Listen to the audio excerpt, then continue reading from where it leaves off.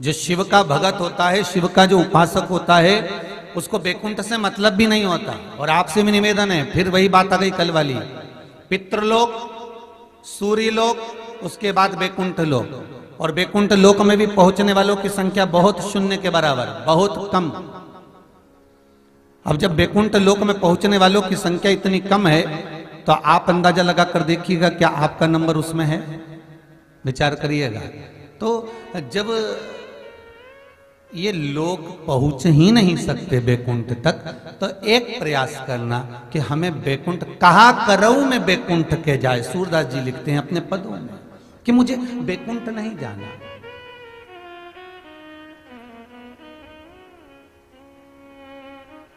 या तो मैं गौलोक धाम जाऊं या मैं शिव धाम जाऊं। गौलोक धाम में जाऊंगा तो मुझे कृष्ण और राधा का वहां दर्शन होगा।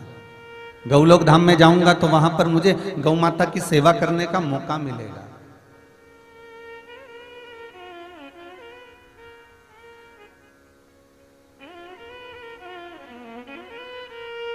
गौलोक धाम में अगर जाता हूं तो वहां गोवर्धन नाथ जी की परिक्रमा करने का मुझे मौका मिलेगा, गिरिराज जी का दर्शन होगा। और अगर मैं शिव धाम में जाता हूं तो शंकर जी का रोज प्रतिदिन मुझे अभिषेक करने का मौका मिलेगा। शिव धाम में जाता हूं तो मुझे रोज प्रतिदिन कैलाश पर विचरण करने का मौका मिलेगा। और शिव की नगरी, शंकर का धाम, चाहे आप उज्जैनी चले जाओ, चाहे आप ओमकारेश्वर चले जाओ, चाहे आप मल्लिकार्जुन चले जाओ, चाहे आप केदारेश्वर चले जाओ, चाहे आप काशी चले जाओ, चाहे आप जहां मर्जी पड़े, भीमा शंकर हो, त्र्यंबकेश्वर हो, शिव की नगरी में, शंकर की भूमि पर, शंकर की जगह पर, शंकर के द्वार पर जब आप पहुंचोगे तो शंकर की भूमि जितनी भी है, जैसे काशी 5 कोस की है,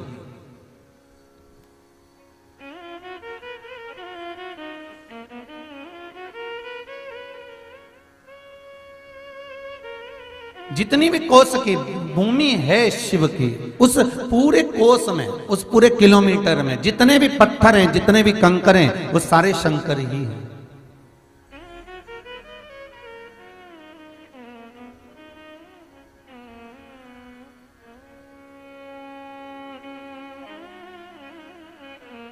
मेरे को याद आया कि उज्जैन में 84 महादेव करे थे, तो आप लोगों ने आस्था चैनल के माध्यम से वो कथा देखी भी थी, सभी लोगों ने, जो आस्था चैनल पर चली थी। फिर बाद में आस्था चैनल के बाद आस्था भजन पर भी वो कथा आई थी, ठीक है। तो आप लोगों ने वो कथा जब देखी थी तो उस समय का एक अनुभव,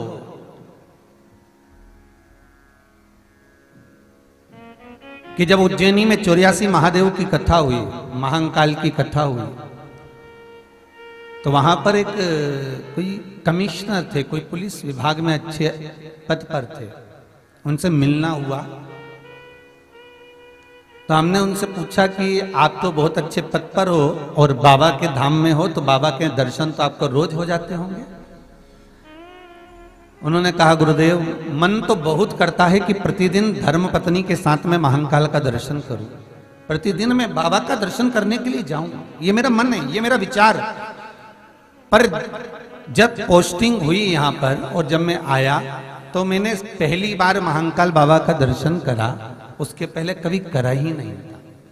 और महाकाल का दर्शन करने के बाद गुरुदेव इतनी व्यस्तता हो गई कि अंदर मंदिर में तो भले नहीं जाता, पर महाकाल के मंदिर के बाहर खड़े होकर आपका वो वचन याद कर कर कि शिखर दर्शनम सर्व पापनाशनम, मैं बस शिखर का दर्शन करता हूं और बाबा को वहीं से भूमि पर प्रणाम कर कर चले जाता हूं।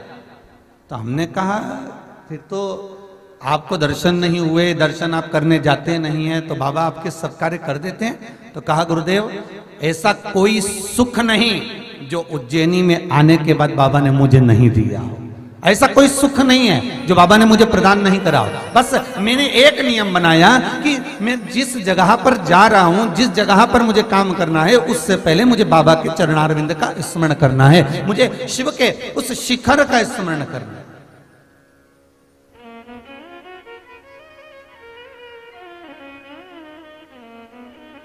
मुझे शंकर के चरणारविंद का स्मरण करना।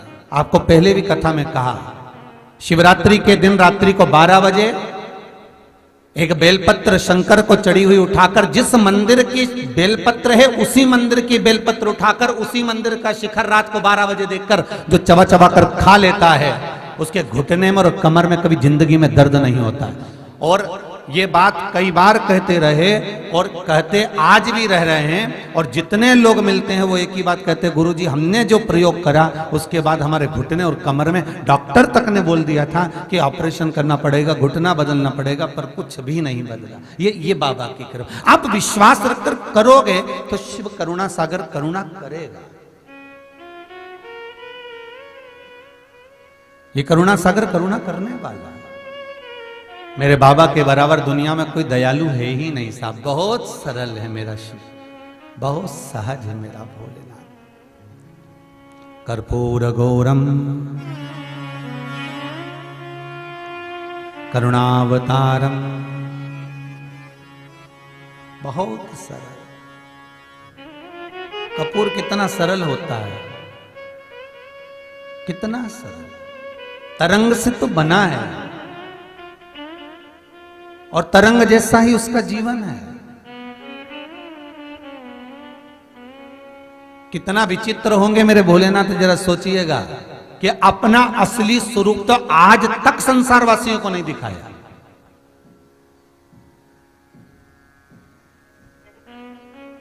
आप जितने शंकर जी के फोटो देखते हो ना, शिव जी के जितने फोटो देखते हो, जटा बांधी हुई है और गले में सर्प पड़ा हुआ है, नाक पड़ा हुआ है, भस्मी रमाए हुए हैं, जटा जूट बांधे हुए हैं, हाथ में त्रिशूल डमरू साइड में लगा हुआ है, नंदी सामने बैठा हुआ है। क्या शंकर भगवान का यही असली स्वरूप है? क्या मेरे भोलेनाथ जी का यही असली स्वरूप है? मेरे भोलेनाथ जी ने असली स्वरूप तो कभी दिखाया ही नहीं, क्योंकि अपने पुत्र गणेश जी को वचन दिया था कि नहीं दिखाऊंगा। जब एक बार मेरे बाबा भोलेनाथ हरिद्वार की भूमि पर बैठे हुए थे, गंगा के घाट पर आनंद कर रहे थे, तब श्री गणेश जी महाराज ने आकर कहा, पिताजी भगवान विष्णु को देखो कितने सुंदर लगते हैं, भगवान ब्रह्मा को देखो कितने सुंदर लगते हैं। नारद जी हमें से कहते हैं मेरे पिताजी बड़े सुंदर ब्रह्मदेव, ध्रुव जी कहते हैं नारायण बड़े सुंदर, सारे देवता सबकी तारीफ करते हैं, सबके लिए अच्छा कहते हैं कि वो इतने सुंदर। इंद्र देखो कितना सुंदर, अप्सराओं का नृत्य देखता रहता है दिन भर। वायु देव, जल देव, वरुण देव, गरुण देव, ये जितने देव हैं कितने सुंदर हैं। माँ जगतजननी को देखो कितनी सुंदर, लक्ष्मी, पार्वती, सरस्वती, इंद्राणी, ये जितनी जितनी देवियां हैं कितनी सुंदर हैं। भोलेनाथ ये तुम क्या करते हो पिताजी कि अपने तन पर राख लपेट के, एक तो बड़े सिर पे जटामटा बांध ली, ऊपर से और राख लपेट ली, ये सुंदर क्यों नहीं दिखते हो? बाबा कहने लगे क्या करे सुंदर बन के? नहीं नहीं नहीं नहीं, ऐसा नहीं हो सकता, आपको सुंदर दिखना पड़ेगा। आप सुंदर क्यों नहीं लगे? बाबा कहे नहीं। गणेश जी ने पीछा पकड़ लिया, मुझे आपका असली स्वरूप देखना है, चाहे कुछ भी हो जाए। भगवान ने कहा देखना है, ठीक है अभी दिखा देता हूं। भगवान भोलेनाथ जी गंगा जी में कूद गए, और भोलेनाथ जी गंगा जी में जो गए और डुबकी लगाकर जैसे ही बाहर निकल कर आए तो गणेश जी महाराज तो दोनों आंखें मलते मलते रह गए।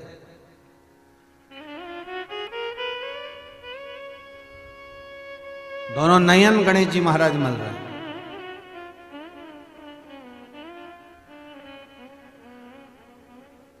और गणेश जी महाराज ने दोनों नयन जब मले, बाबा को देखा, पिताजी इतने सुंदर। शंकर भगवान बोले, गणेश बोलो। पिताजी सुनो, ये हाथ में गंगा जी का जल लो और मुझे वचन दो। क्या वचन? शंकर भगवान को लगा कि आज गणेश कहेंगे कि बस ऐसे ही रहना है, आप ऐसे ही रखते रहना, आप जैसे दिख रहे हो बस वैसे ही दिखते रहना। मुझे ऐसा लगता है कि आज गणेश जी कहेंगे ये वचन, आज गणेश जी ये बोल देंगे कि आप ऐसे ही रहिए। गणेश जी कहते हैं वचन दीजिए। बोलो क्या वचन देना है? जो दर्शन मैंने आज करा है अकेले में, ये दर्शन कभी किसी को मत दिखाना। भगवान शंकर ने पूछा क्यों? गणेश जी वो बोले मैं मेरी माता से ज्यादा सुंदर किसी को नहीं देख सकता। अब जरा विचार करना कि जगदम्बा भवानी दुर्गा भी शंकर जी के आगे फीकी थी।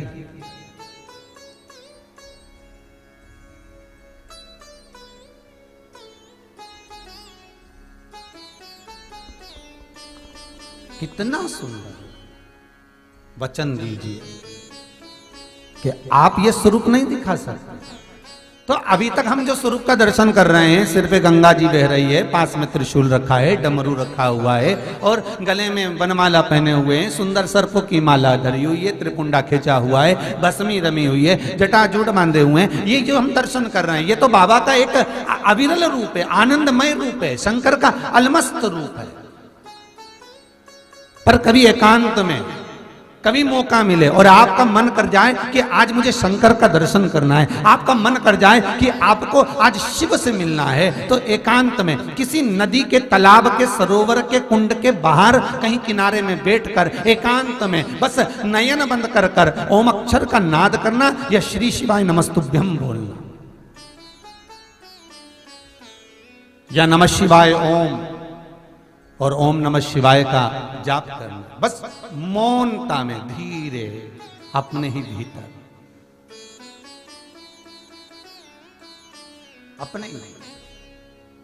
फिर निवेदन है प्रैक्टिकल जरूर करना है, प्रैक्टिकल जरूर करना चाहिए हो, बिल्कुल मौनता में बैठकर ओम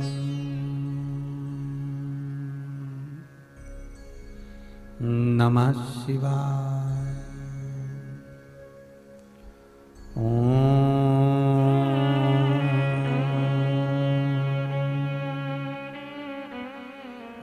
नमः शिवाय। एक मंत्र का जाप किसी तरंग, किसी नदी, किसी तालाब, किसी कुंड, किसी सरोवर के नजदीक में बैठकर करना। जिस दिन तुम्हारा मन लग जाए, बस एकांत, बहुत एकांत,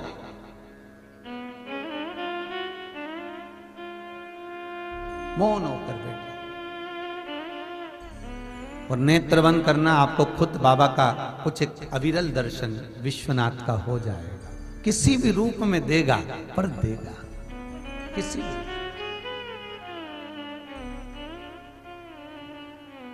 उसका अविरल दर्शन होगा, बस प्राप्त हो जाएगा। तो कोई ये ना सोचे महाराज शंकर जी का स्वरूप देखकर हमारे भीतर ये भाव जागृत ना हो कि शिव का स्वरूप कैसा है।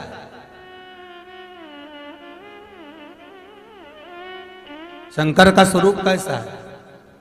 बार बार माता पार्वती जी को बुलाया गया, माता लक्ष्मी ने कहा आकर देखो, एक बार बैकुंठ में आओ और बैकुंठ का दीदार करो। कितना सुंदर बैकुंठ है, क्या कैलाश पर्वत पर रहती हो, क्या गुफा में प्रवेश करी रहती हो, दिन भर काम में लगी रहती हो, कभी एक बार तो बैकुंठ आओ। माता लक्ष्मी से पार्वती जी कर रही हैं कि मैं बैकुंठ में आकर करूं क्या, मेरा तो सर्वस्व ये कैलाश है, मेरा तो सर्वस्व मेरे शंकर हैं, मेरा तो सर्वस्व ये बस नंदी और ये शिव जिनके चरणारविंद का मैं स्मरण कर रही हूं, मेरे शंकर के।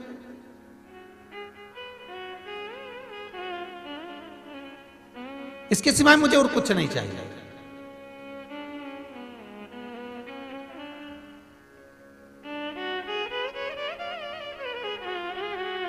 भाई ईमानदारी से बोलना, शादी कर कर कौन लेकर आया?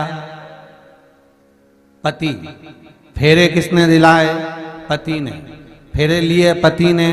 कन्यादान जो किया गया वो पति के हाथ में दिया, ना कि सास ससुर के हाथ में दिया। बहुत ध्यान से सुनना रे भैया, सावधानी से हो।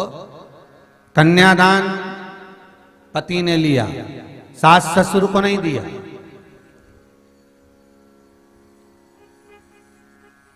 जो कुछ दिया पति को सर्वस्वता में दिया। अब पत्नी का भरण पोषण करना पति को चाहिए कि सास ससुर को चाहिए? अरे बोलो तो रे, जितने टीवी के सामने बैठे हो अच्छे से बोल लो, और तुम भी बोल लो जितने यहां बैठे हो। किसको चाहिए? पति को। सास ससुर भरण पोषण करेंगे क्या? सास ससुर उसका पालन पोषण करेंगे क्या? नहीं। और पत्नी को आशा भी अगर रखना है तो पति से रखे, सास के पास कितना गोल्ड है, सास के पास कितना सोना है, और ससुर के पास कितनी प्रॉपर्टी है, ससुर के कितने प्लाट हैं, ये पत्नी को मतलब नहीं होना चाहिए। हंस और बैंड के पास कितना है वो देखना चाहिए, बस उसके पास कितना है वो देखो। अब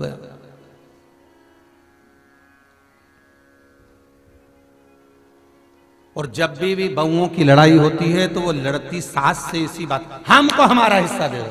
तो सास के है क्या, पहले तो ये बताओ, जो हो तो ले लो, अब है ही नहीं तो देख क्या। निवेदन है आप सबसे, आप कहते हो कि मेरे पिता मेरा भरण पोषण करते हैं, आप कहते हो कि मेरी माँ मेरा भरण पोषण करती है, आप कहते हो कि मेरा परिवार मेरा भरण पोषण करता है, आप कहते हो मेरा कुटुंब मेरा भरण पोषण करता है, पर जिसने आपको जन्म दिया, जिसने आपको मृत्यु लोक में भेजा, वो शंभो, वो त्रिकालदर्शी, वो कैलाशी, वो विनाशी, वो शंकर मेरा ओघड़दानी, जिसने तुम्हें जन्म दिया है, जिसने तुम्हें मृत्यु लोक में भेजा है, बस तुम्हारा इस चित्त का, इस मन का मंगल विवाह उस शंकर के साथ हो चुका है। जब जन्मे थे तब शिव ने अपना बनाकर तुम्हें पैदा कर दिया, क्योंकि हर मनुष्य जब जन्म लेता है तो उसका आकृति एक पिंडी के रूप में होती है। माता के गर्भ में जब वो पड़ा रहता है एक पिंड के रूप में रहता है, एक मांस का पिंड बनकर रहता है। तो जिस समय तुम पिंडी की आकृति में अपने माता के गर्भ में रहे हो तो तुम शिव के हो चुके हो, तुम शंकर के हो गए हो। अब तुम्हारा भरण पोषण करना, तुम्हारा पालन करना, तुम्हारी चित्तवृत्ति को धारण करना, ये शिव का काम है, ये शंकर।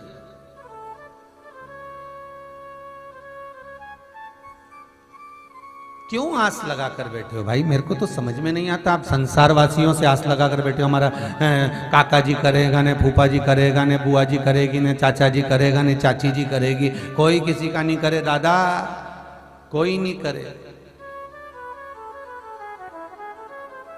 कोई किसी का नहीं। बस संसार में अगर आपने आकर उस परमात्मा को अपना बना लिया, एक बार मेरे शंभू को, त्रिकालदर्शी को, कैलाशी को, अविनाशी को, शंकर को अपना बना लिया, फिर कहीं नहीं भटकना, वो सब कुछ कर देगा, सब कुछ।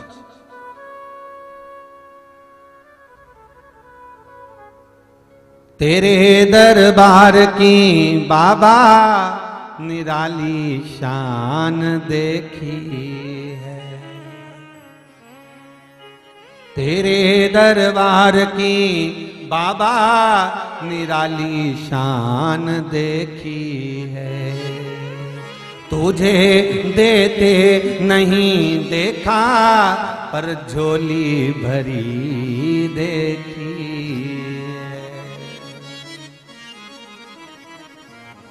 बस उससे निवेदन करते रहो, मुख दुनिया मोड़ेगी, बाबा तू मुखड़ाना मोड़ी, मेरी लगी परितीनू, बाबा तू वेना तोड़ी। जो मेरी प्रीत लगी बस वो टूटे ना, जो मेरा मन, मेरा चित्त, मेरी वृत्ति तुम में लगी है वो छूटे ना। माता पार्वती जी ने लक्ष्मी जी से कह दिया मैं नहीं आ सकती, तो कहती है कि बैकुंठ देख, बैकुंठ में आकर करना क्या, मुझे क्या करूं मैं बैकुंठ में आकर, मेरे को बैकुंठ में मन ही नहीं लगता।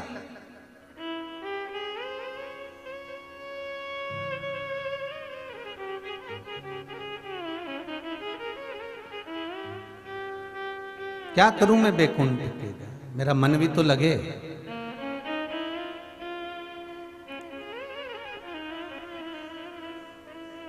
जितने लोग यहाँ पर आए हो ना आप लोग, आपकी चित्तवृत्ति में ऐसा महसूस होगा कि आप सारे तीर्थ घूम कर आ गए होगे, पर यहाँ रहकर पांव रखकर आपको ऐसा लगेगा कि कहीं बड़े तीर्थ से भी बढ़कर तीर्थ में हम प्रवेश कर गए। ये आपकी चित्तवृत्ति में समाहित हो, उसकी कृपा।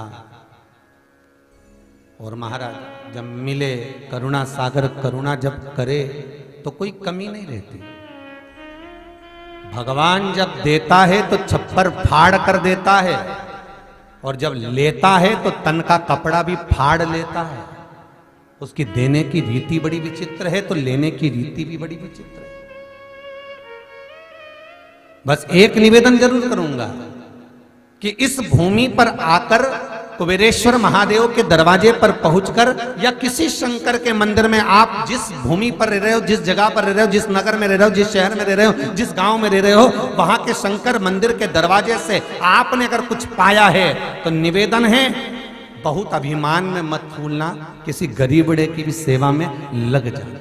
भले 10 जगह पर कुछ ना देते हुए किसी भूखे को भोजन जरूर कराना, किसी निवस्त्र को वस्त्र जरूर पहनाना, किसी को जरूरत हो विद्या की उसको विद्या धन जरूर करवाना, किसी को जरूरत है कि मंगल विवाह में पैसे लग रहे हैं, आप अपनी तरफ से लगा देना, पर थोड़ा अपना, भगवान अगर दे हजारों हाथों से तो तुम 2 हाथों से समेट कर उसको सत्कर्म की ओर जरूर लेकर जाओ, सत्कर्म की।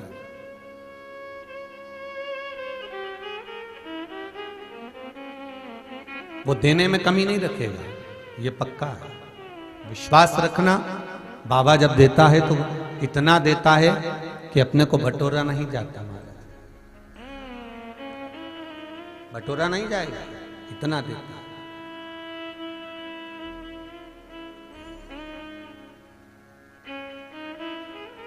पार्वती जी ने मना कर दिया, मैं नहीं आ सकता। भगवान के दरवाजे पर जाकर निवेदन इतना सा करना कि बाबा मेरे कर्म में अगर कुछ दुख लिखा है तो मैं भोगने को तैयार हूं, मना नहीं है, पर बाबा शंकर से, मेरे विश्वनाथ से, मेरे शंभू से, मेरे त्रिकालदर्शी, मेरे कैलाशी, मेरे अविनाशी, मेरे महंकाल, मेरे कुबेर भंडारी से इतना जरूर कहना कि बाबा मैं दुख भोगने को तैयार हूं, पर निवेदन इतना सा है, माता जब आटा उसनती है रोटी बनाने के लिए, जब आटे को उसनती है तो उस आटे में थोड़ा सा नमक डालती है। अगर ज्यादा नमक माता आटे में डाल देती है तो क्या रोटी में स्वाद आता है? मान लो 1 किलो नमक डाल दिया 1 किलो आटे में, तो स्वाद आएगा? रोटी खारी हो जाएगी, कहीं फेंकना पड़ेगा। कोई पशु भी नहीं खाएगा, कोई जीव भी नहीं खाएगा।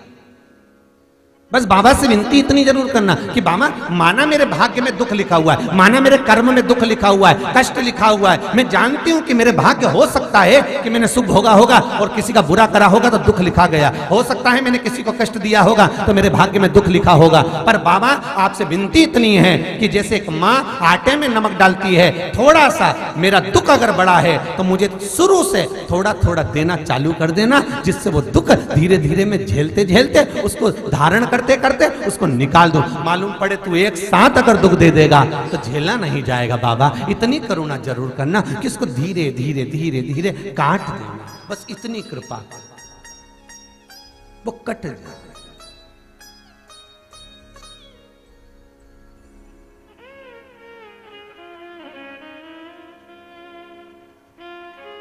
पत्रिका में देखा तो पितृदोष, किसी को दिखाया पितृदोष है, क्या करें? उपाय करिए। घर में दिखाया तो वास्तु दोष है, क्या करें? पाइप तोड़वा के इधर का इधर कर दो, सीढ़ी तोड़वा के इधर कर दो। राशि में दिखवाया तो ग्रह दोष है। सारे दोष मनुष्य को नजर आते हैं और सब कुछ कर लेता है वो, पितृदोष के लिए भी, वास्तु दोष के लिए भी, ग्रह दोष के लिए भी, पर मनुष्य को सारे दोष नजर आते हैं। जब दुख आता है बस एक दोष नजर नहीं आता अपने कर्मों का कि पहले क्या कर कर आया है, वो भी तो दिखवाओ किसी महाराज से। महाराज जी बोल देंगे पितृदोष है, महाराज जी कह देंगे वास्तु दोष है, महाराज जी कह देंगे ग्रह दोष है, महाराज जी कह देंगे ये दोष है, पर महाराज से एक दोष अपने को अपना छांटना है कि मेरे कर्म का दोष कौन सा है। मैंने पत्रिका दिखवाई, महाराज जी ने कहा वो भी करा, मैंने ये उन्होंने बताया वो भी करा, मैंने ये व्रत करा, मैंने वो उपास करा, पर अपने कर्म का दोष भी तो देखो कि दोष कौन सा है। दरवाजे भी बदल दिए, सीढ़ियां भी बदल दी, वास्तु शास्त्र वाले को बुलाकर घर भी बदल दिया, 50 बार मकान भी बदल दिया, सारे दोष हमने देखे, पर भीतर का दोष नहीं देख पाए कि हमारे कर्म का दोष क्या है। जो पूर्व में कर कर आए हो वो कर्म का भोग मनुष्य के शरीर में भोगना पड़ेगा। और मनुष्य का शरीर मिलता ही काय के लिए है? एक भगवान का भजन करो और दूसरा कर्म का भोग भोगो, इसके सिवाय है ही क्या? मानव का शरीर केवल दो कारणों से मिला है, एक कर्म का भोग भोगने के लिए और एक भगवान का भजन करने के लिए। तो कर्म का भोग भी भोगना और भगवान का भजन भी करना है। तो क्यों करना है? तो शिव महापुराण की कथा कहती है कि जितना तुम भजन करते रहोगे तो ये दुख जो आता है ये धीरे धीरे कटता रहेगा। बस भजन से दूर मत होना। भजन, वो कितना सुंदर एक व्हाट्सएप पे एक मैसेज आया था, कोई ने लिखा होगा कि बस के ड्राइवर के पीछे वाली सीट पर बैठोगे तो दचका नहीं लगेगा, और बिल्कुल पीछे वाली सीट पे बैठ गए तो उचक उचक के निपट जाओगे, उचक उचक के परेशान हो जाओगे। दे दचका, स्पीड ब्रेकर में फिर कूदे, फिर कूदे, हाँ फिर कूदे। तो निवेदन है, बस के ड्राइवर की सीट के पीछे बिल्कुल बैठ जाओ, दचका नहीं लगेगा।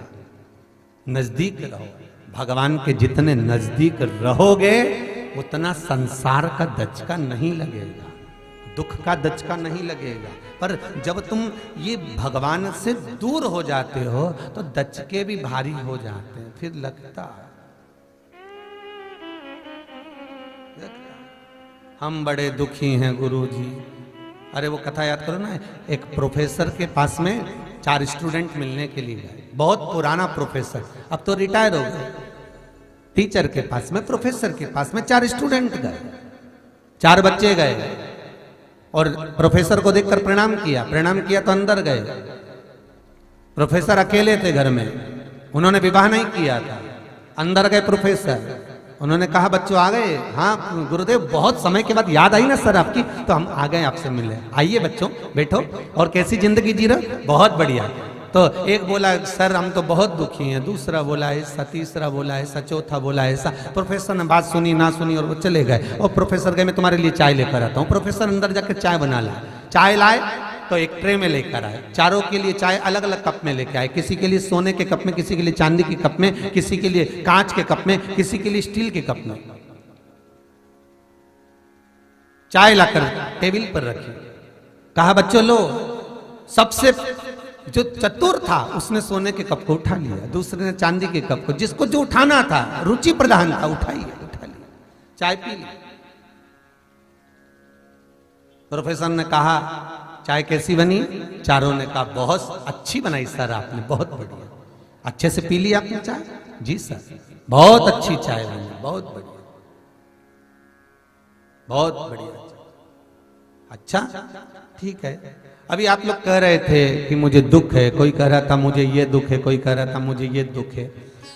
संसार में जैसे ये कप में चाय रखी हुई है, कोई सोने का कप, कोई चांदी का कप, कोई पीतल का कप, कोई मिट्टी का कप, बस उसी तरह संसार में ये भाग्य का कप, संसार का कप सबके पास है। परिवार का, किसी को सोना जैसा सुख मिलेगा, किसी को चांदी जैसा मिलेगा, किसी को मिट्टी जैसा मिलेगा, पर इसके अंतर्गत ये आत्मा जो है ये चाय की तरह है, इसका एंजॉयफुल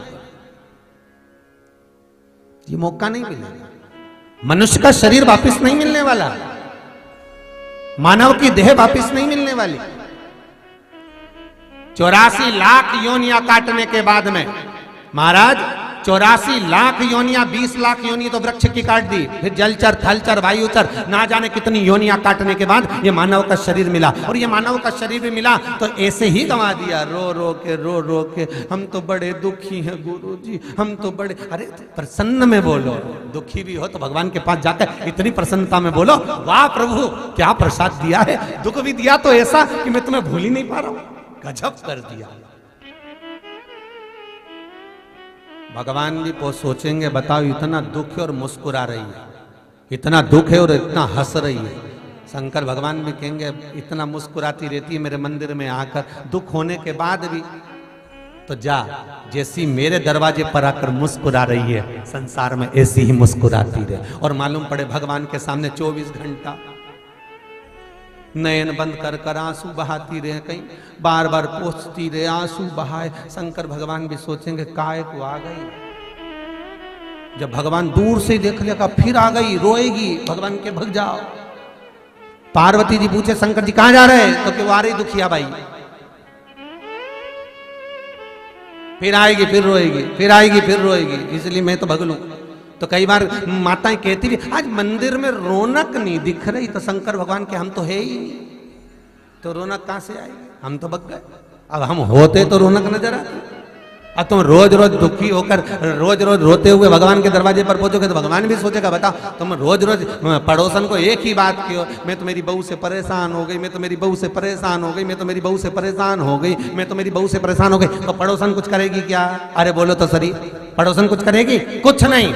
बहू से परेशान है तो बहू के पास जा और जाके उसको गले लगा करके, ए बहू मैं तेरे से परेशान हूं, तो बहू भी कहेगी फिर गले काय को लगाया, बस लगा लिया कि मैं तेरे से परेशान हूं। अगर कुछ समस्या है तो घर में निपटो ना, परिवार में। भगवान के सामने जाकर नहीं कहना कि मुझे दुख भारी है, बिल्कुल मत कहो कि ये मुझे तकलीफ है। भगवान के पास जाकर तो केवल जो उपाय बताया है वो शंकर का अनुमोदन कर लो, शिव का स्मरण कर लो, शंकर का भजन कर लो और शिव नाम जाप करते रहो।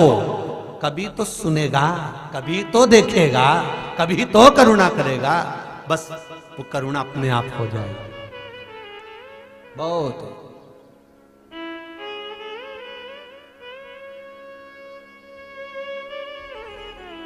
और जब वो करुणा करता है तो महाराज दुनिया कितनी भी पांव पकड़कर खींच ले, दुनिया कितनी भी बुराई कर ले, दुनिया कितनी भी निंदा कर ले, दुनिया कितना भी अपशब्द कह ले, दुनिया कितना भी ताना दे ले, पर जब मेरा विश्वनाथ करुणा करता है तो फिर किसी की भी नहीं चलती महाराज, किसी की, फिर किसी की ना चलती।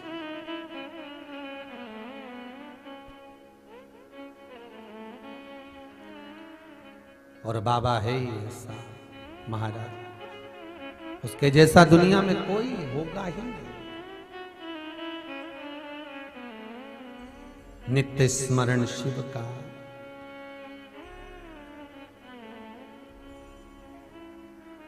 हर भोले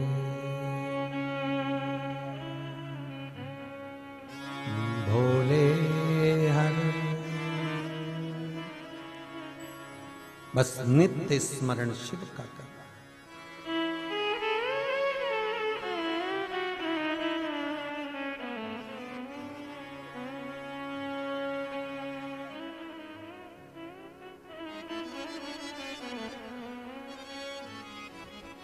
महाराज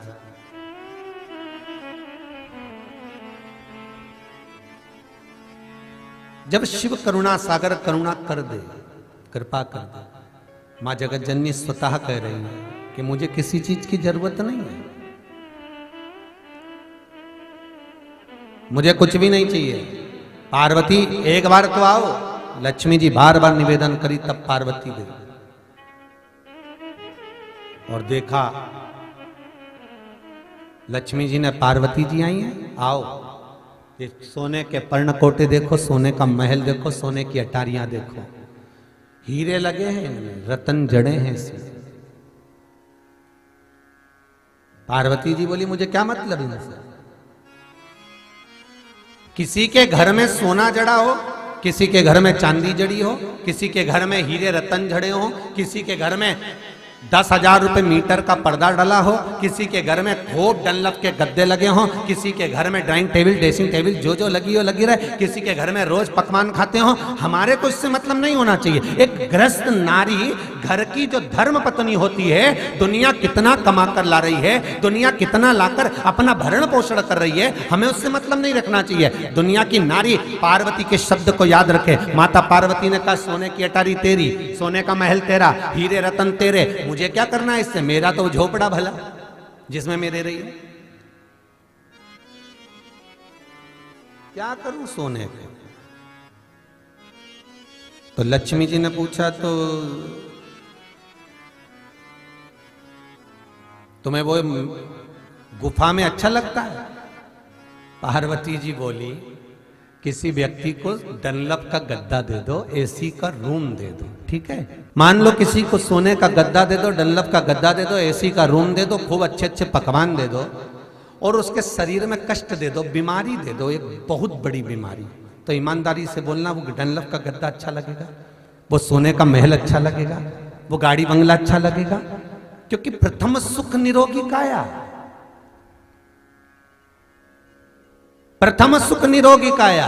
अगर निरोगी काया है, अगर शरीर में कष्ट नहीं है, तो आप जहां पर हो वहां पर सुखी हो।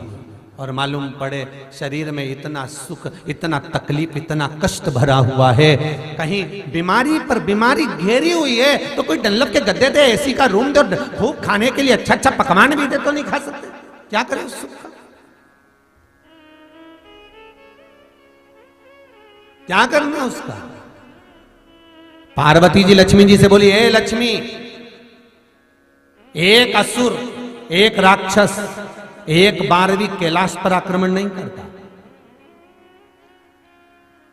कोई एक राक्षस बता दो जिसने कैलाश पर आक्रमण करा। जितने लोग कथा सुन रहे हो बड़े प्रेम से सुनो और ये भी बताना कि कोई एक असुर, कोई एक राक्षस जिसने कैलाश पर आक्रमण करा। नहीं, जो भी आक्रमण करते हैं या तो इंद्रलोक में, देवलोक में, बैकुंठ लोक में, अन्य अन्य लोक में आक्रमण करते हैं, क्योंकि उनको वो चाहिए। ये झोपड़ा और ये कैलाश और ये गुफा कौन को चाहिए? कौन लेगा इसको? क्या करेंगे इसका? हमको तो अगर आक्रमण भी करे कोई असुर, तो माता पार्वती जी कह रही है तुम्हारे बैकुंठ को खतरा, तुम्हें खतरा, पति को बार बार दौड़ना पड़ता, भागना पड़ता, असुरों का संहार करना पड़ता, देवताओं के साथ मिलना पड़ता, क्योंकि तुम सोने के महल में, तुम अटारियों में, तुम अंबारियों में रह रही हो, और जो रह रहे आराम से अलमस्त होकर झोपड़े में, उसको क्या सोचो?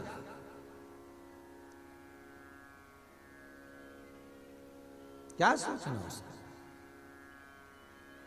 कई लोगों को देखा है खूब अच्छे अच्छे कमरे बने हैं तो भी रात को नींद नहीं आती, 2:30 बजे तक तो सोचती रहती अब क्या करूं, फिर मोबाइल लेके बैठ जाएगी, व्हाट्सएप चलाती रहेगी कि अब व्हाट्सएप भी कितनी चलाए, सब तो चैट खोल लिया, अब बचे ही नहीं है। अब रात को भी सोच रहे कि 1-2 मैसेज दिख जाए, पढ़ ही लूँ, थोड़ी देर, नींद तो आ ही नहीं रही है, फिर खोला, रात के 2-2:30 बज गई, नींद ही नहीं आए, फिर कमरे से बाहर निकली और अपनी नौकरानी को देखा, अपने नौकर को देखा, वो नौकरानी दरी पर सो रही है, ना डनलप का गद्दा है, ना एसी का रूम है, बाहर बिल्कुल गच्ची पर, बाहर सर्वेंट रूम में, वहां जाकर देखा आराम से सो रही, चकाचक, घुर्राटा भी भर रही। ये फिर अंदर है, अंदर आके फिर थोड़ी देर मोबाइल चलाया, 3:30 बज गई,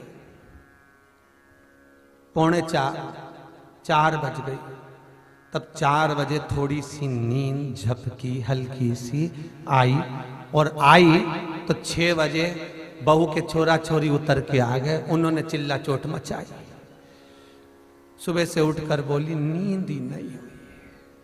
अब डनलप का गद्दा था, एसी का रूम था, क्या चकाचक खाया पिया, मौज करा, खूब जोरदार जोरदार सब्जी भाजी तरकारी, गुलाब जामुन इमरती भजिया पकोड़ा सब खाया। फिर नींद कहां गई दादा? गई कहां वो नींद है कहां? क्योंकि वो नींद वस्तुओं में नहीं है, वो नींद भीतर की आना चाहिए, सुख और चैन की आना चाहिए। अलमस्त होकर बाबा पर भरोसा कर कर, सुख दिया उसने दिया, दुख दिया उसने दिया, थोड़ा कष्ट दिया उसने दिया, थोड़ा बहुत अगर शरीर में कष्ट भी है, थोड़ा बहुत अगर घर में दुख भी है, तो भगवान को धन्यवाद कहना कि थोड़ा थोड़ा करके ये दुख को देते रहो, तो हम झेलते रहेंगे, काटते रहेंगे। एक साथ दे दिया तकलीफ हो जाएगी, देओ थोड़ा थोड़ा दे, वेलकम, ले जाओ आनंद। और बेटा कहे मम्मी थोड़ा सा घाटा लग, कोई बात नहीं, विश्वनाथ बेटा, मम्मी कमाई नहीं होगी तो भूखे मर जाएंगे, तो मां को कहना कोई दिक्कत नहीं, 6 महीना लॉकडाउन था, एक काम धंधा नहीं चला, उसी ने तो खिलाया था। कौन तू कमाने गया था? चारों तरफ कर्फ्यू लगा हुआ था, कुछ भी किसी ने नहीं कमाया, व्यापार ठप था, सब धरा की धरा रह गया। क्या खाया? यहां तक दुकानें तक नहीं खुली, उसी ने तो खिलाया था। कौन सा तू कमाने गया? बच्चों को समझा, दुख उसने दिया है, सुख भी वो देगा। घाटा लगे कोई बात नहीं, बैठा विश्वनाथ, उसका नाम है विश्वनाथ। दुनिया में किसी देवता का नाम विश्वनाथ नहीं, केवल उसी का नाम है। हाँ, भगवान का नाम जगन्नाथ हो सकता है, और शंकर का नाम तो विश्व का भरण पोषण करने वाला वो विश्वनाथ एक ही है, और वो मेरा शंभु है, मेरा त्रिकालदर्शी। भूखा तो नहीं सोने दे, मत चिंता कर मम्मी, फिर दुख, फिर तकलीफ, फिर कष्ट, क्यों सोचना, छोड़।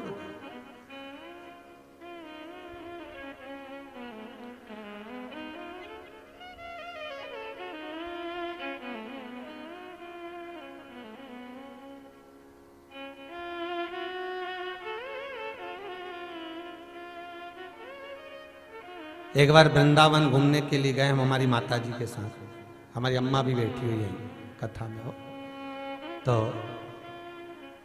बहुत सारे साथ में सीहोर के लोग भी गए थे, वो भी बहुत सारे लोग गए थे। तो एक मंदिर देखा, तो कितना सुंदर मंदिर है री मम्मी, है अम्मा, मंदिर तो देख कितना जोरदार है। हाँ रे, बहुत बढ़िया बना है। अब मन में आया, मम्मी कभी भगवान मौका देना और मनुष्य का शरीर मिला है, भले अपन चले जाएंगे पर एक काम ऐसा कर जाएं कि जिंदगी भर लोग भगवान का दर्शन तो करते रहे। अपने लिए मकान बनाएंगे तो वो बच्चों के हक में आएगा, पर भगवान का बना दिया तो दुनिया भगवान के दर्शन तो कर ले। हाँ, लाखों रुपए लगते, करोड़ों रुपए लगते, कोई फ्री में बन जाता? इतना दम है क्या? अरे मम्मी, मौका मिलेगा और बाबा कृपा करेगा, और किसी के हृदय में तो शंकर बैठेगा। और आज ये देखने को मिला, पूरे लॉकडाउन से लेकर आज ये कथा चल रही है अभी तक, ये देखने को मिला कि मेरे शंकर के भगत दुनिया में कम नहीं है। सारे भक्तों ने जो दान देना प्रारंभ करा, तो ये कुबेर भंडारी का मंदिर, ये गौशाला, ये वृद्धाश्रम निर्माण का कार्य प्रारंभ हो गया। क्या कमी? मेरे शंकर के भगत कम नहीं है, मेरे शंकर दयालु दातार। फिर मन में आया, यही अधिक मास में मन में आया था, भगवान ऐसी कृपा हो जाए कि यहाँ जो आए भूखा ना जाए। नर्मदा परिक्रमा के परिक्रमार्थी निकलते हैं, नर्मदा परिक्रमा करने वाले निकलते हैं, बस बाबा ऐसी कृपा हो जाए, ऐसी करुणा हो जाए कि यहाँ परिक्रमा करने वाले निकलते हैं। किसी रूप में लोग संत, साधु, सन्यासी, तपस्वी, साधक, उपासक निकलते हैं, कुछ भगत लोग निकलते हैं। ऐसी करुणा, ऐसी कृपा हो जाए बाबा कि लोग यहाँ आए तो भूखे ना जाएं, उनका भोजन भरण पोषण चलता रहे।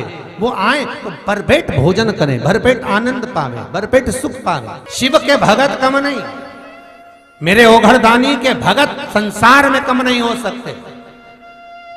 और मेरा बाबा विश्वनाथ से इतना ही निवेदन है, बाबा इतना दे इनको, इस संसार वासियों को इतना देना, मेरे भारत के इन आनंद सुखवासियों को इतना देना, और जो तुम्हारे भगत हैं, शिव की कथा को श्रवण करने वाले हैं, शंकर का अनुमोदन करने वाले हैं, शिव पर एक लोटा पानी चढ़ाने वाला भी हो, तो मेरे विश्वनाथ इतना देना कि जिंदगी में कभी कमी ना आए, और ये भी जीवन में एक बार शिव महापुराण जरूर करवाएं। इतना दे दे, कोई कमी ना रहे, इनके भंडार तू भर।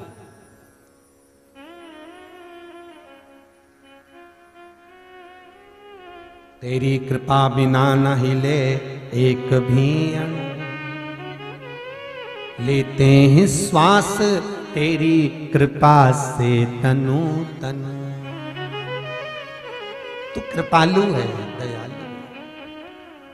लक्ष्मी जी कर रही है सोने की अटारियां, सोने के पर्णकोटे, ये सोने का महल, सोने का गढ़।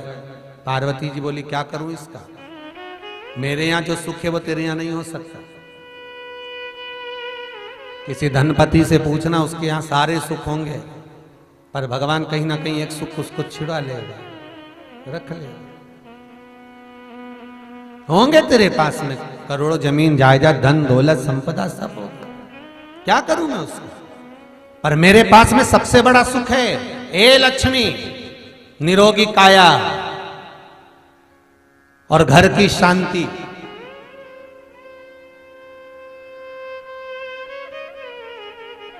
जरा जरा सी बात में एक एक चीज के लिए लड़ाई झगड़ा करो, दंगा करो, जरा जरा सी कटोरी गिर गई तो लड़ने बैठ गए, हमारी साड़ी तुम्हारे पास चली गई कब देगी तो लड़ रहे, हमारा सामान नहीं दिया तो लड़ रहे, दो चार सामान किसी के पास ज्यादा चले गया तो झगड़ा करने बैठ गए।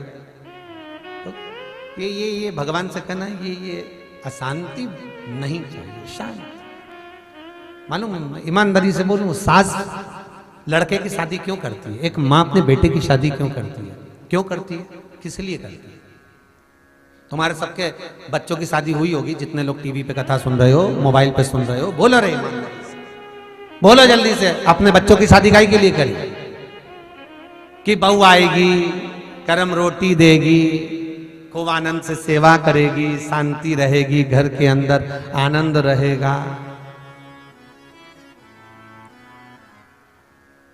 अब रोज घर में जगदम्बा की आरती हो रही है, हरि अम्बे तू है जगदम्बे काली, जय दुर्गे खप्पर वाली, तेरे ही गुण गाऊं भारती। हरि अम्मा हम सब उतारे तेरे।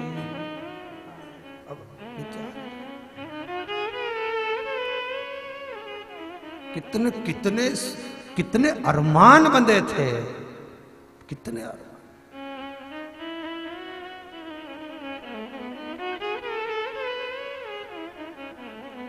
सब आंसुओं में बह गए। कितनी तो अब विचार करिए जरा, बहू क्यों लाई जाती है? कि घर में शांति का अनुभव हो, सुख का अनुभव हो, मैं फ्री हो जाऊं, कथा सत्संग में खूब जाऊं, खूब जाऊं। मन जब करे तब कथा सुनूं, मन जब करे तब कथा का तत्व ग्रहण करूं।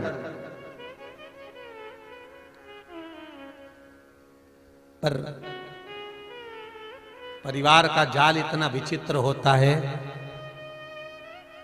कई बच्चियां कहती हैं, गुरुदेव हम जब कुंवारे थे ना, शिव जी के मंदिर बहुत जाते थे, हमने सोमवार के व्रत भी बहुत करे, गुरुवार के व्रत करे, 16 सोमवार भी हमने बहुत करे गुरुदेव, हमने शुक्रवार भी बहुत करे वैभव लक्ष्मी के, हमने ये व्रत भी बहुत करे गुरुदेव, हम जब छोटे थे ना बहुत संजा होली करते, व्रत करते, ये करते वो करते, सारी चीज बोली हमने। तीज करा, चतुर्थी करी, ये सारी तीजों का व्रत करा हमने, जितनी तीज जितनी चतुर्थी सारी करी गुरुदेव जब हम कुंवारे थे। शादी होने के बाद थोड़े थोड़े करे, जितने बन गए ठीक है। फिर बच्चे होने के बाद अब तो गुरुजी कोई व्रत बहाते क्या हो पाते हैं, अब तो लगना पड़ता, काम काज में इतना व्यस्तता रहती है, कोई काम नहीं हो पाता, बगैर कहाँ व्रत, अब कहाँ व्रत। इसलिए निवेदन है, बचपन में भगवान का भजन कर लो, भगवान के आगे झुक लो, ना झुक पाए तो जवानी में झुक लो, जवानी तक भी नहीं झुक पाए भगवान के आगे तो अधेड़ी में झुक लो, और अधेड़ी में नहीं झुक पाए तो बुढ़ापे में भगवान ऐसा झुकाएगा कि कमर की हड्डी तोड़ के हाथ में डंडा पकड़ा देगा, फिर भारी पड़ जाएगा, और वो झुकाएगा तो महंगा पड़ जाएगा। उससे पहले झुको। बचपन खेल में खोया, जवानी नींद भर सोया, बुढ़ापा देख कर रोया, सिराने मौत हंसती है, अंतिम में हंस रही मृत्यु। अच्छा कोई मरता है ना तो मरने पे सारे परिवार वाले रोते हैं, पर यमराज हंसता है, मुस्कुराता है, बहुत अलमस्त मुस्कुराता है कि बताओ बचपन गवा दिया, जवानी निकाल दी, अधेड़ी निकाल दी, और आया बुढ़ापा और ये शरीर खाली पड़ा और आत्मा निकल के जा रही है। यमराज मुस्कुराता है, सब रोते। और यमराज जो जीवात्मा निकल के जाती है ना, उसके कंधे पे हाथ रखकर बोलता भी आगे तो चल चल चल और चल, जैसा गवाया है वैसा दुख भी भोगना पड़ता। अभी भी कुछ नहीं बिगड़ा रे, अरे ओ श्रोताओं, अभी भी नहीं कुछ बिगड़ा, अभी भी कहीं नहीं, ट्रेन अपने स्टेशन पे छूटे उससे पहले बैठ लो टिकट लेकर, कुछ नहीं बिगड़ा, अभी भी शंकर के हो जाओ। शिव का भजन, शंकर का अनुमोदन, भगवान का भजन, अगर एक लोटा पानी भी बिना स्वार्थ के, बिना कुछ मांगे, मन से, घर से ले जाकर शिव को चढ़ाया है, तो उसका फल मेरा भोलेनाथ देगा, और इतना देगा कि तुमसे बटोरा नहीं जाएगा। पर दिखावा मत करना उस शंकर किया। कई कई लोग अभिषेक करने बैठते हैं मंदिर के अंदर, जिस मंदिर में उन्होंने ज्यादा खर्चा करा होता है, तो उस मंदिर में वो जाके अभिषेक करने बैठते हैं। सावन के महीने में सब घेरा बना के शंकर जी के आसपास बैठ जाते हैं। अब बेचारा कोई लोटा लेके खड़ा है 1 घंटे तक, कब चढ़ाऊं कब चढ़ाऊं। अब इनका अभिषेक, पंडित अभिषेक चल रहा है, शांति रखो, अभिषेक चल रहा है, शांति रखो। शिव पुराण कहती है कि अगर माना जजमान अभिषेक कर रहे हैं, चारों तरफ से अपने शंकर जी को घेर रखा है, पर शिव महापुराण कहती है कि जो भगत दरवाजे पर आया है उसको जल चढ़ाने के लिए एक जगह बीच में से छोड़ना चाहिए, जिससे भगत शिव तक पहुंच सके। तुम भले रुद्राष्टाध्यायी से अभिषेक कर रहे हो मंदिर के अंदर बैठकर, तुमने भले शंकर जी को घेर रखा है, तुमने भले शंकर जी का अभिषेक कर रहे हो, पर जितने लोग शिव का अभिषेक में बैठे हैं, और अगर दरवाजे पर आया हुआ व्यक्ति अपना जल लेकर आया है, पूजन की थाली लेकर आया है, और वो इंतजार कर कर कर थक गया और आखिरी में चला गया, तो उसका दोष केवल एक ब्राह्मण को नहीं लगेगा, जितने अभिषेक में बैठे हैं उन सबको लगेगा। जो पुण्य तुम कमाने बैठे थे वो पुण्य से वंचित हो गए, पुण्य से वंचित।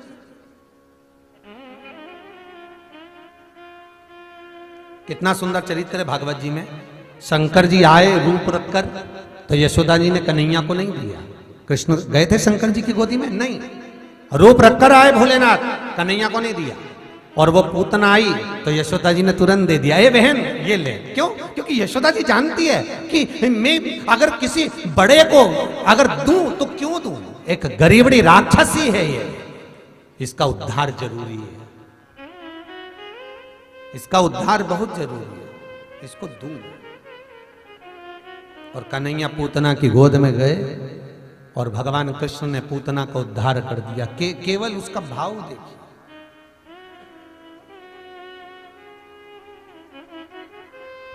यशोदा ने तुरंत, यशोदा जी दे दी, तुम्हारी गोद में ले लो बहन, इसको संभाल। तुम पूजन कर रहे हो, शंकर भगवान का अभिषेक कर रहे हो, कोई आ रहा है उससे कहो आओ साहब, एक रास्ता बना दो बीच में से, पहले आप शंकर जी को जल चढ़ाओ। पंडित जी से कह दो अभिषेक चल रहा है, चलने दो, कोई बात नहीं, पर इनको जल चढ़ा दो इनको।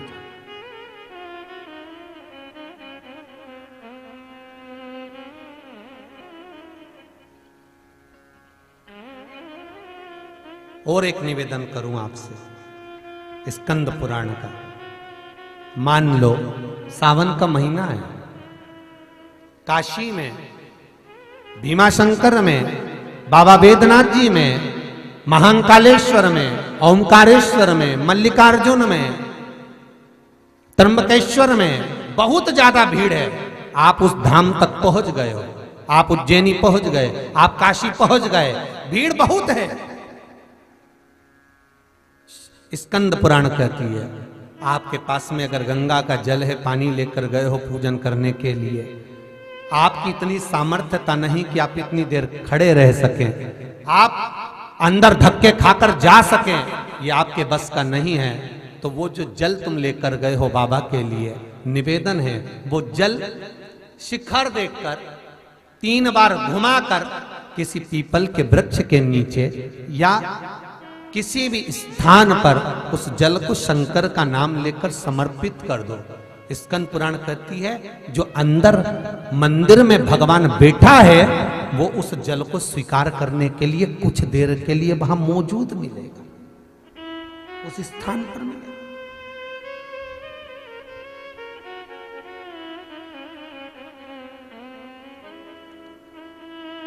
तो प्राप्त होगा हमारे। बीच में एक भजन आपको कभी सुनाया था बीच में, उज्जैनी छोड़ो भोलाना,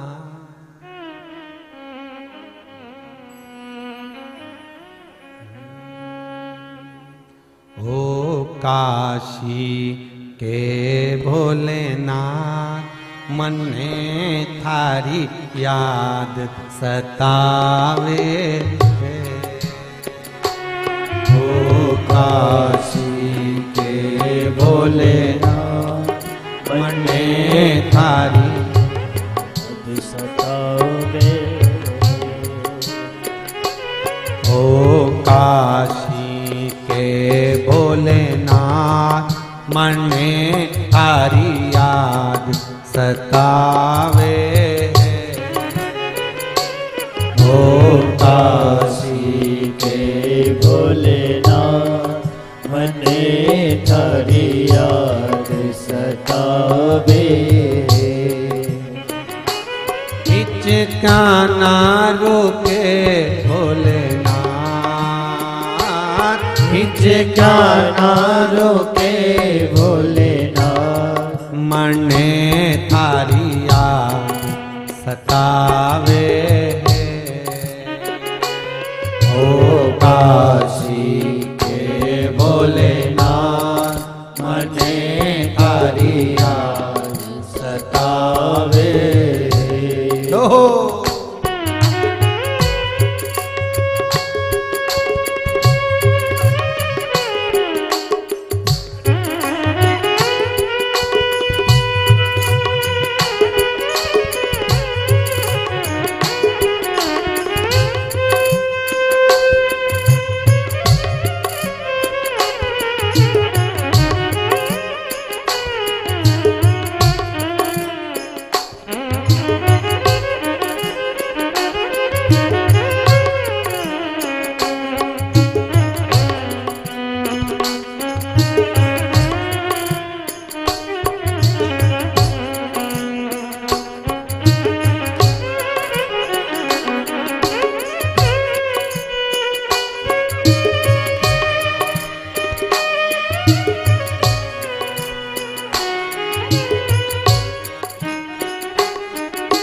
बाकी सी लटक गई नैनों में अटक गई, कब तुम दर्श दिखाओगा।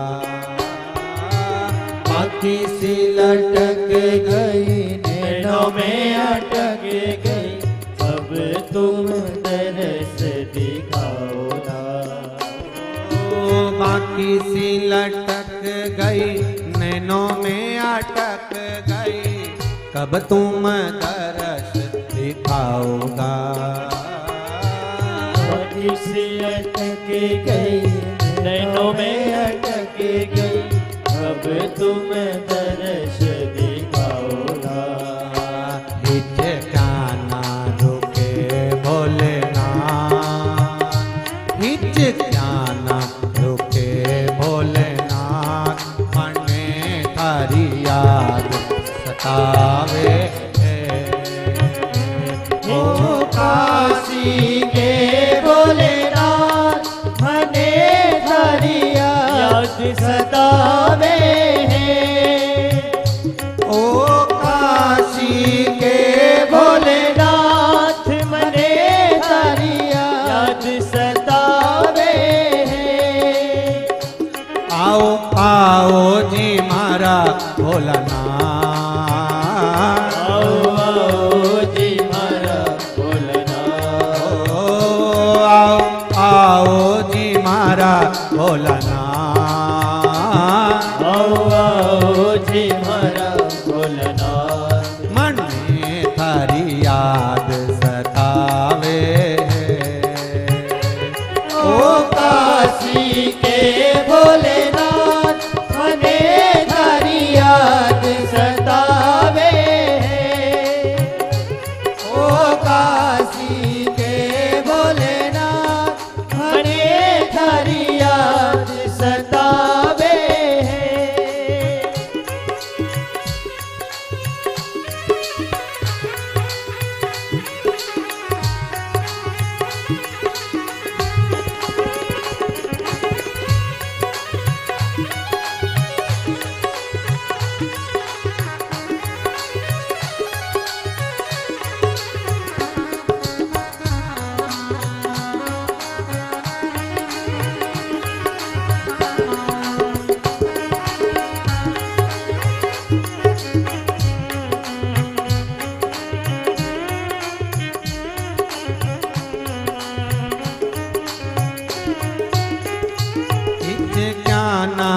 रुके भोलेनाथ,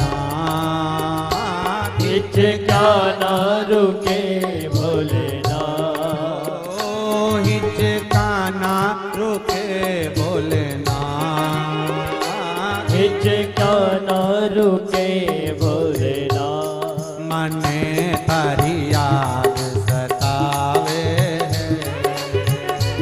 ओ काशी के भोलेनाथ, मने थारी याद सतावे है।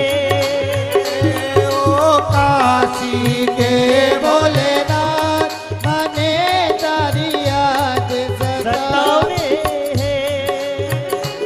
उज्जैनी छोड़ो भोलानाथ, उज्जैनी छोड़ो भोलानाथ, ओ उज्जैनी छोड़ो भोलानाथ, उज्जैनी छोड़ो भोलानाथ, मने थारी याद सतावे है।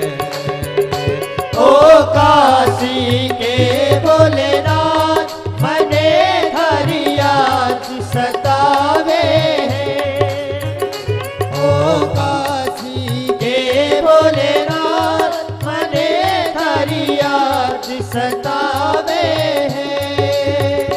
आओ आओ जी मारा भोलानाथ, आओ आओ जी मारा भोलेनाथ, ओ आओ आओ जी मारा भोलानाथ, आओ आओ जी मारा भोलेनाथ, मने थारी याद सतावे है।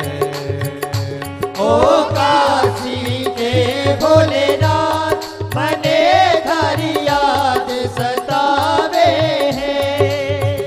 ओ काशी के भोलानाथ, मने थारी याद सतावे है। ओ काशी के भोलेनाथ, मने थारी याद सतावे है। हर हर भगवान शिव ओघड़ दानी से बस निवेदन विनय विनती स्वीकृत हो।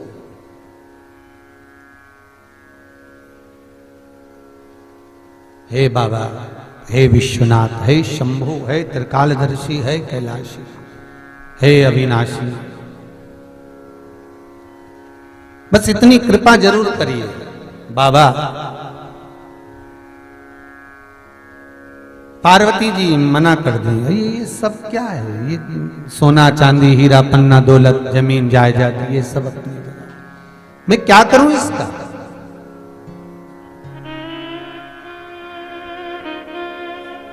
क्या करना क्या है मुझे इन सभी आभूषणों का, कह दिया। लक्ष्मी जी बोली हाँ हाँ ठीक है, तुम्हारी आदत पड़ी है वहां गुफाओं में रहने की, और करे भी क्या, तुम्हारे पति कहीं जाते तो है नहीं, वहीं गुफा में शमशान में निवास करते रहते। पार्वती जी बोली सब कुछ बोलना पर पति को कुछ मत बोलना।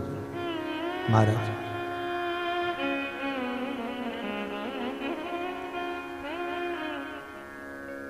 तो याद करो, भला है बुरा है जैसा है, मेरा पति मेरा देवता। ठीक है,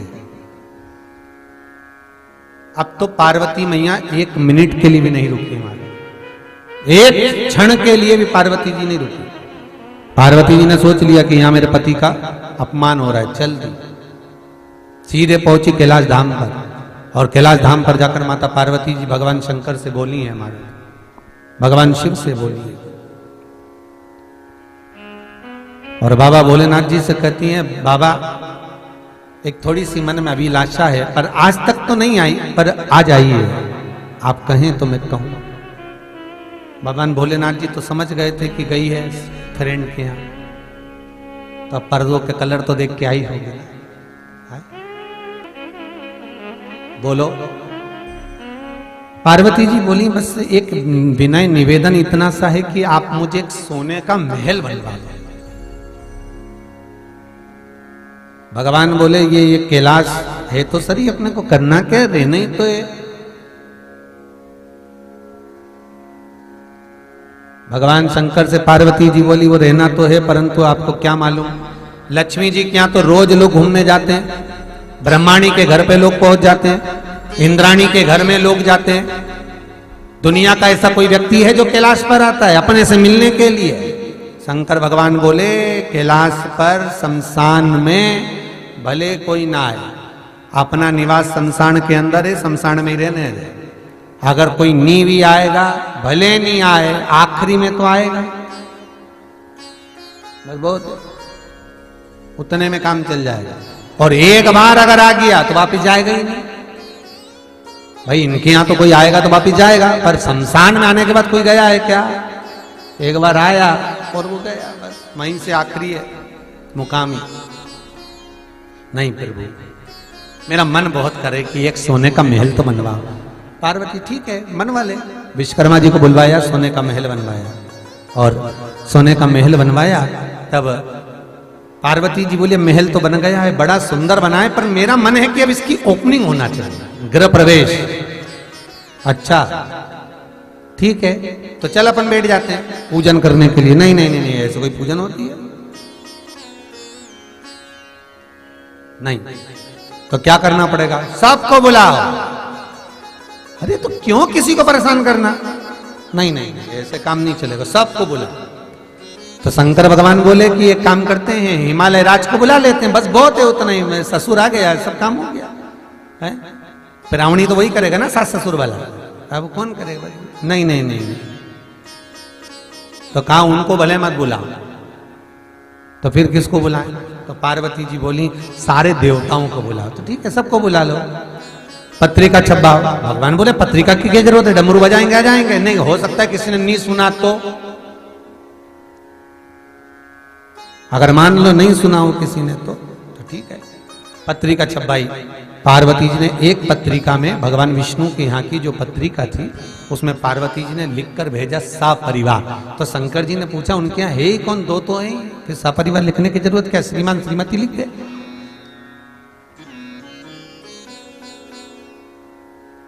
क्या करना लिखकर? नहीं नहीं नहीं नहीं, मैं तो भेजूंगी, और पत्रिका भेज दी।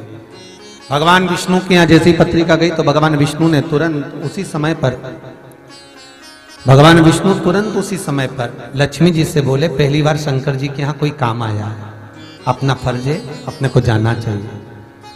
लक्ष्मी जी बोली मेरे तो 2 दिन से पेट दुख रहा है, जाके करूंगी क्या? नहीं, जाना तो पड़ेगा, अपने को पहुंचना तो है। अब भोलेनाथ जी ने जिंदगी में कभी किसी कुछ मकान तो बनाया नहीं, पहली बार तो बनाया, और जाए नहीं तो क्या मतलब का। चलो बाबा विश्वकर्मा जी शंकर भगवान से कह रहे हैं पूजन में बैठो। पार्वती जी बोली अभी थोड़ा ठहरो। शंकर जी बोले मुहूर्त निकल जाएगा, पार्वती पूजन में बैठो ना, क्या दिक्कत है बैठने? नहीं नहीं, बैठो पूजन। आखिरी में जब गरुड़ पर बैठकर लक्ष्मी जी आई तब माता पार्वती ने कहा अब मन करता है कि पूजन में बैठूं, पर थोड़ा सा रुक जाओ, थोड़ा सा रुकिए। भगवान बोले क्यों? जरा मेरी सहेली से मिल लूं, इसके बाद बैठूंगी। और पार्वती जी ने लक्ष्मी जी का हाथ पकड़ा, ये देख सोने के पर्णकोटे, ये देख सोने का महल। ये कथा कहती है शंकर की कि शंकर का भजन करने वाला, शिव का उपासना करने वाला, शंकर का अनुमोदन करने वाला, शिव का स्मरण करने वाला, भले गरीब दिखे पर कोई सेठ उसका अपमान ना करे, क्योंकि मेरा भोलानाथ कब तख्ता पलट दे वो ही जान सकता है। कब तख्ता पलट दे, कब वो भले 1 लोटा पानी चढ़ा रहा हो, भले वो दिन में जाए रात में जाए शिव का अनुमोदन कर रहा हो, भले वो कुछ भी करे। तो हमारे यहाँ कहावत कहते हैं घोड़े के कब दिन फिर जाए, किसको मालूम, किसको मालूम।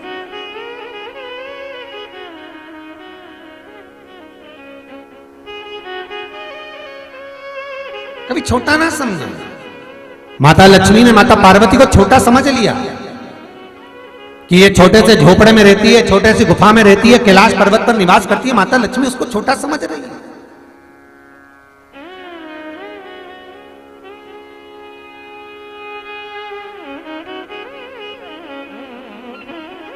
बहुत छोटा सा, पर फिर मां पूजन में बैठी, शिवजी ने जान लिया, बाबा जान गया।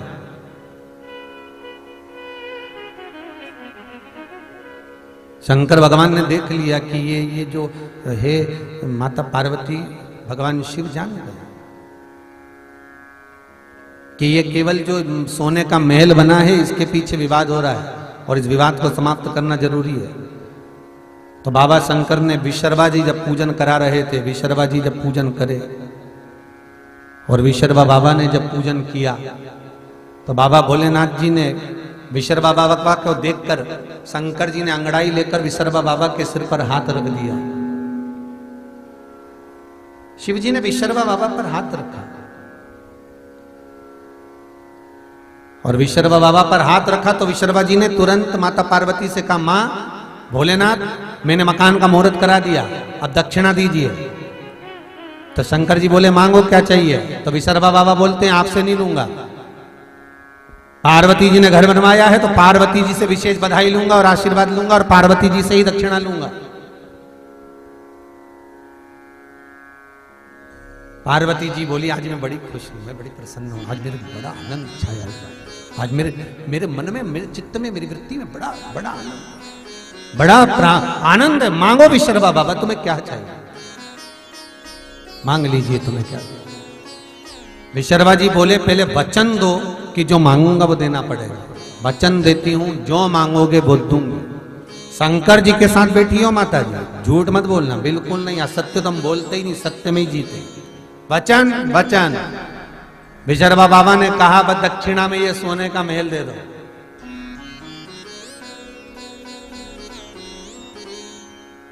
पार्वती जी बोली, बड़ी मुश्किल से तो बना था, बड़ी मुश्किल से तो ये महल बना और वो भी तुमने मांग लिया। ठीक है, दिया, पर ए विशर्वा, बड़ी मुश्किल से महल बना था और मेरे पास से चला गया ये सोने का अटारी, सोने का महल। मैं श्राप देती हूं विशर्वा, महल तो तुझे दिया पर श्राप देती हूं कि तेरे यहां दिया जलाने वाला नहीं बचेगा और ये सोने का महल एक दिन आग लगेगा। विशर्वा बाबा का वो सोने का महल लंका के राजा रावण को मिला, अपने पुत्र को प्राप्त हुआ और वो लंका के राजा रावण का महल एक दिन आग लग गया। शिव महापुराण का ये चरित्र अपनी जिंदगी में उतार कर रखना। जिस दिन माता पार्वती का सोने का महल गया, पार्वती जी ने उस दिन शंकर जी से कहा था कि मृत्यु लोक में मैं रहती हूं तो मृत्यु लोक में सोना मिलना भी बुरा होगा और सोना घूमना भी बुरा होगा। अगर किसी का पड़ा हुआ सोना मिल भी गया तो वो घर में एक ना एक दिन ऐसी आग लगाएगा, या तो घर टूट जाएगा, परिवार टूट जाएगा, सुख शांति चली जाएगी, उस घर में लोग मातम करेंगे, रोएंगे। भले आज सोना उठा लिया, किसी का पड़ा हुआ मिल गया तो सोचेंगे कि मिल गया 2 तोला, 3 तोला, 4 तोला, 5 तोला, 10 तोला और अपना गुजारा अच्छा चल जाएगा, पर जिंदगी भर रोना पड़ता है उस व्यक्ति। पार्वती जी कहती है, सोना मिलना भी बुरा होता है और सोना खोना भी बुरा होता है। किसी का अगर नाक की लौंग खो गई, सोने का कोई आभूषण, सोने की कोई चीज अगर खोएगी तो 2 महीने के अंदर उस व्यक्ति को थोड़ा ना थोड़ा तो दुख झेलना ही पड़ेगा। स्वर्ण मिलना भी बुरा है और स्वर्ण खोना भी बुरा है।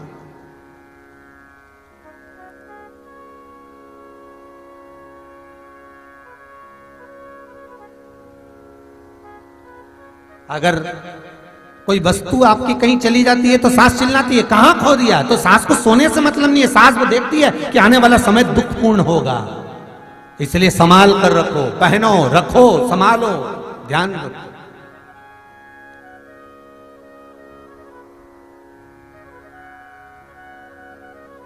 महाराज विष्णु पुराण एक दिन माता लक्ष्मी ने माता ख्याति देवी से कहा, अपनी मां से, विष्णु पुराण का शब्द है, ख्याति देवी की पुत्री है माता लक्ष्मी। तो माता लक्ष्मी ने माता ख्याति देवी से कहा, हे मां,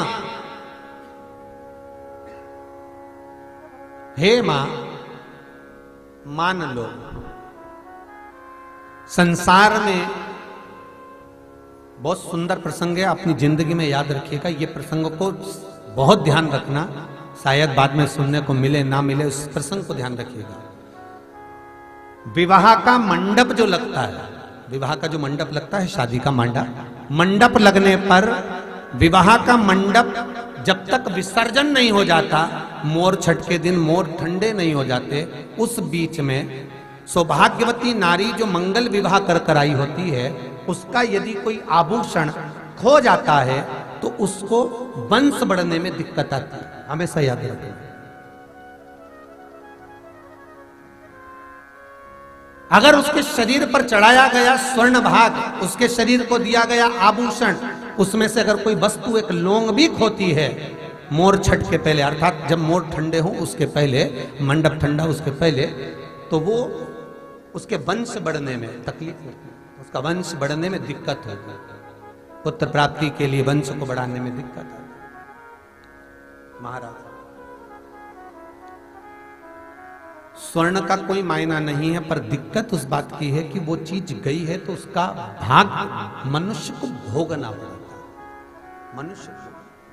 इसलिए बहुत सावधानी हर चीज में। हम तो यहां तक कहते हैं, पूजन भी कर रहे हो, पाठ भी कर रहे हो, अर्चना भी कर रहे हो, भगवान की सेवा भी कर रहे हो, तो उसमें भी सावधानी रखिए, उसमें भी सावधानी रखिए। आपको लग रहा है कि बहुत तेज हवा चल रही है, बहुत तेज वायु चल रही है और मैं जो दिया लगाऊंगी वो ठंडा हो जाएगा, मत लगाओ। आपको लग रहा है कि ये मैं दिया लगाऊंगी ठंडा होगा, तो मत लगाइए। एक मन का दीप जलाइए, भगवान से निवेदन करो, हे भोलेनाथ, हे शंभु, हे त्रिकालदर्शी, हे कैलाशी, बहुत तेज वायु का संचार हो रहा है, मैं दीप नहीं लगा रही। पर यह मत सोचना कि मैंने दिया नहीं लगाया, मैं लेकर आई हूं, बाती भी है साथ में, पर बाबा इस दिए को मैं इसी मंदिर में रख कर जाती हूँ, कोई तो आएगा बाद में लगा कर जाएगा। मैं आज इस हृदय की बाती से, हृदय के दीप से आपको प्रसन्न करना चाहता हूं। मन मेरा मंदिर, आंखें दिया बाती, होठों की है थालियां, रोम फूल बाती। मैं आपको भाव से लिखा, कह दिया विशर्वा जी तुम नष्ट हो जाओगे, तुम्हारा ये धन, तुम्हारा ये वैभव, तुम्हारी ये संपदा किसी काम की नहीं रहेगी, सब नष्ट। महाराज, शंकर की कथा कहती है, शिव महापुराण कहती है कि भगवान भोलेनाथ भूत भावन भूतेश्वर मेरे शंकर जो आनंद में रहते हैं, सीधे हैं, भोले हैं, उनको जान नहीं पाए देवऋषि नारद। आज देवऋषि नारद तप करने के लिए गए और बाबा देवऋषि नारद ने जब तप करा, साधना करी, कामदेव भी उनकी समाधि को जब नहीं तोड़ पाए, तो देवऋषि नारद के मन में अभिमत्ता आ गई, अभिमान आ गया कि मैंने काम को जीत लिया। जीत कर देवऋषि नारद सीधे पहुंच गए भगवान शंकर के द्वार पर, भगवान शिव के द्वार। और भगवान शंकर के दरवाजे पर जब देवऋषि नारद पहुंचे, देवऋषि नारद भगवान शिव के द्वार पर पहुंचे, तो भगवान शंकर ने देखा देवऋषि नारद आए, बोलो क्या चाहिए, क्या दें आपको। देवऋषि नारद आप यहां पधारे हो, कैसे आना हुआ। देवऋषि नारद कहते हैं, भोलेनाथ, जिस कामदेव को आप नहीं जीत पाए, उस कामदेव को मैंने जीता। आप काम पर विजय प्राप्त नहीं कर पाए, आप कामदेव को नहीं जीत पाए, क्योंकि जब भगवान शंकर तप करने के लिए बैठे थे, जब भगवान शिव साधना करने के लिए बैठे थे, उस समय पर तप करते समय कामदेव भी आए और कामदेव समाधि को तोड़ना चाहता है, पर नहीं टूट पाई समाधि। फिर कामदेव आया वापस, और कामदेव ने तीक्ष्ण बाण जब चलाए, कामदेव ने जब समाधि को तोड़ना चाहा, तीक्ष्ण बाणों पर बाण जब कामदेव ने दिए, तब भगवान शंकर के तीसरे नेत्र द्वारा कामदेव जलकर भस्म हो गए। कामदेव भस्म।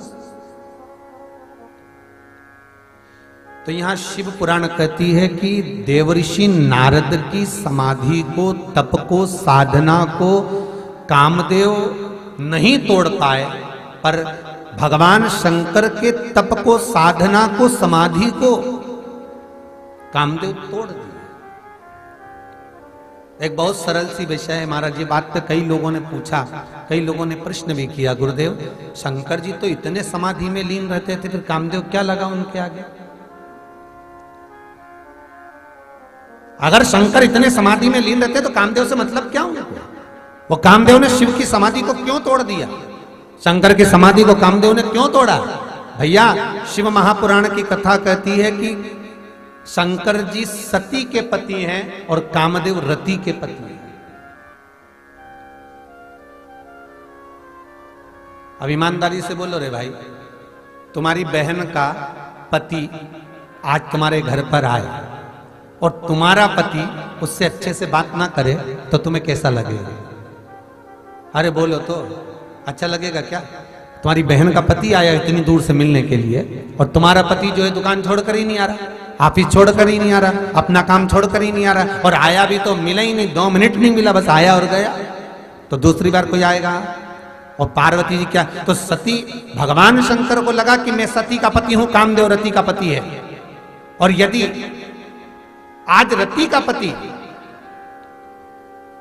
मेरी धर्म पत्नी सती की पत्नी का पति आया है, साड़ू भाई आया है, और अगर मैं खड़ा नहीं होऊंगा, नेत्र नहीं खोलूंगा, तो लोग क्या कहेंगे, क्या बोलेंगे?